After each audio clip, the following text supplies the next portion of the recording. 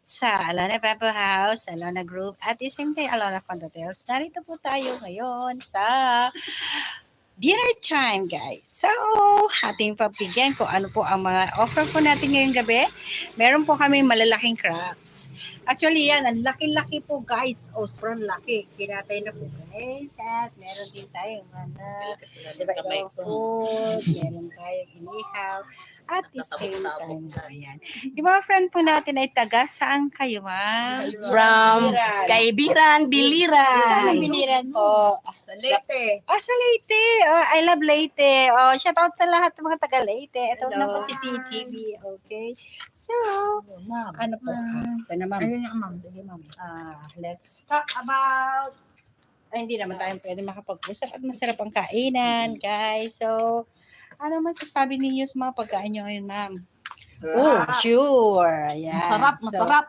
Sabi ko na nga ba guys sa inyo, Malalaki masarap po ang ang crabs. pagkain. Alam niyo po ba yan, ay hinabol ko ba ang mga kanina, pakwan. 2 beses po ako.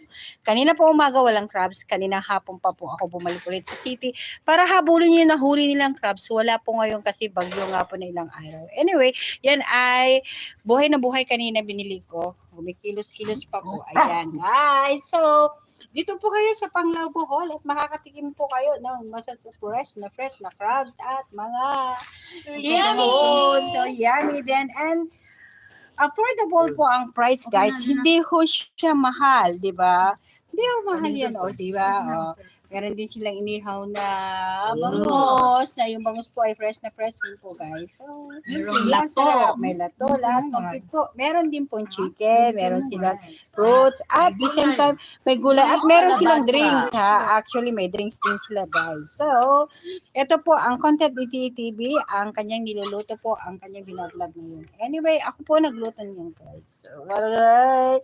Pwede na, pasado na kaya ako sa panlasa nila. Oh, yes.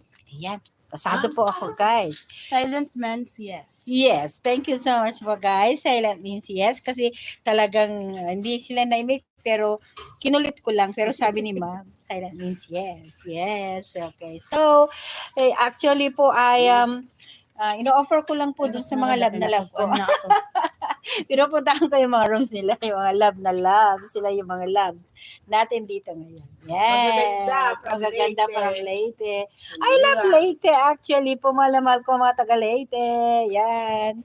So, ito po ay... Ito na crab. Akin na nga itong malaking crab.